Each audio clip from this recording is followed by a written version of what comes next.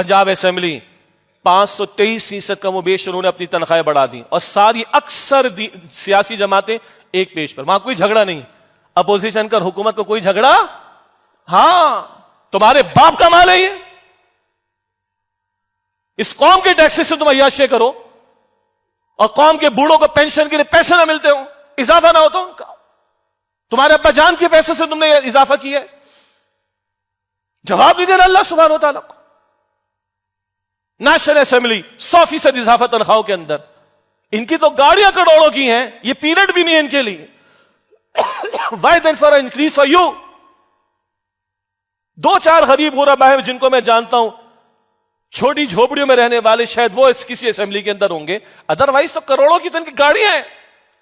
اور میں نے اس جگہ بیٹھ کر کئی مرتبہ کہا، کوئی جج، کوئی فوج کا جنرل، کرنل، کوئی بیوروکریسی کا آفیسر، کوئی نیشنل اسمبلی پروونشل اسمبلی کا فرد کھڑا ہو کر کہے بھائی میں یہ تنخواہ نہیں لیتا، میں واپس کرتا ہوں، میں سلام کروں گا، اس کا ماتھا چوموں گا انشاءاللہ تعالی۔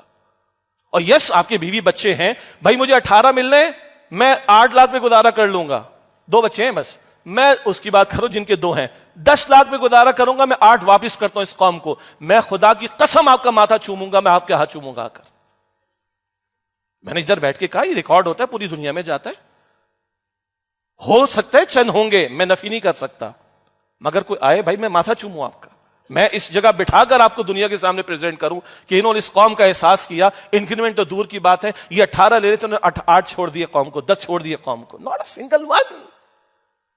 ایف بی آر 1010 گاڑیاں ہم نے خریدنی، چیئرمین کہتے ہیں 700 ارب کی کرپشن ایف بی آر میں ہوتی، میں فائلر ہوں بھائی، میرا ٹیکس کٹتا ہے، آپ کا کٹتا ہے، بزنس کمیونٹی اتنا ٹیکس نہیں دے رہی جتنا آپ اور میں سیلری پرسنز دے رہے ہیں، ایف بی آر میں جمع ہوتا ہے نا، وہ قوم پہ خرچ ہونا چاہیے۔ ایف بی آر کا چیئرمین کھڑا ہو کر کہتے ہیں سینیٹ کے اندر کہ ہاں جی 700 ارب کی کرپشن تو ہمارے ہو رہی ہے، اور تم یہ عیاشی کہ تمہیں 1010 گاڑیاں چاہیے، استغفر اللہ۔ یہ ہمارا میری ٹائم کا بزنس، سمندر کے ذریعے سارا بزنس، پورٹس کے ذریعے ہزاروں ارب روپے کی کرپشن ہو رہی ہے، یہ اخبارات چھاپ رہے ہیں، سارا کچھ آڈٹ ہوئے، انالیسس ہوئے، سارا کچھ آ رہا ہے، یہ لوٹ مار لگی پڑی۔ 73 کھرب روپے کے ہم مقروض ہیں، میں اور آپ، 73 کھرب روپے کے، اور ہم سود ختم کرنے کے لیے تیار نہیں، ہاں لوٹ مار، ہم عیاشی ہم کرتے رہیں گے۔ میں اور ایگزامپلس نہیں دے سکتا آپ کے سامنے، اور خون کھولتا ہے ہمارا ان چیزوں کو بیان کر کے اور پڑھ کر سن کر۔ یہ سب حقوق العباد کا مسئلہ ہے۔ اب آخری بات پہ بات مکمل، اللہ کے رسول علیہ السلام نے فرمایا، بلکہ صحابہ کرام نے عرض کی یا رسول، ایک قتال کا میں نے پہلے بھی ذکر کی، آج ریلیونٹ ہے وہ بات، قتال کا میدان سجا، رسول اللہ علیہ السلام کے ساتھ ایک شخص قتل ہو گیا، قتل کہہ رہا ہوں میں، شہید نہیں کہہ رہا ہوں، حضور کے ساتھ جنگ میں ایک شریک ہے، قتل ہوا، بخاری شریف کی حدیث ہے۔ صحابہ کرام نے عرض کی حضور یہ تو شہید ہو گیا، حضور نے فرمایا کہ نہ، یہ جہنم کی آگ میں ہے۔ کون؟ آپ کو مجھے روضے رسول کے قریب 2 نفل مل جائے، کتنے خوش نصیب ہم، کسی کو جیتے جی رسول اللہ کا دیدار مل جائے، کتنی بڑی بات، اور رسول اللہ کے ساتھ میدان جنگ میں کھڑا ہو کر مسلمانوں کے ساتھ لڑا ہے کافروں کے مقابلے میں، اور قتل ہو جائے، کتنا بڑا معاملہ۔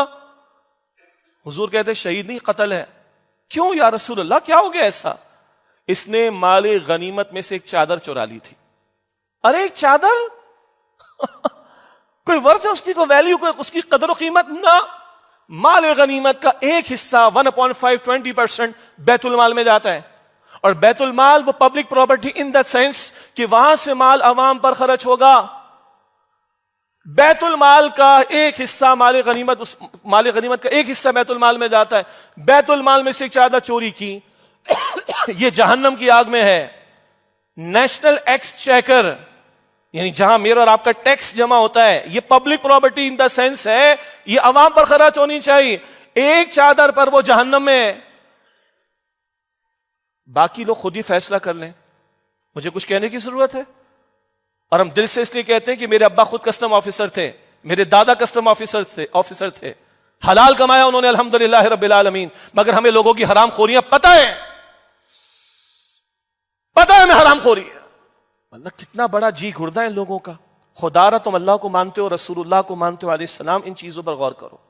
اور یہ جو تصور مجھے معاف کیجئے گا، 1-2 منٹ لے رہا ہوں میں، اور یہ تصور ہے کہ حرام خوری کر کے مسجدیں بنائیں گے، حرام خوری کر کے یتیم خانے بنائیں گے، حرام خوری کر کے ہم بچوں کی فیسیں بھریں گے، نہیں چلے گا یہ۔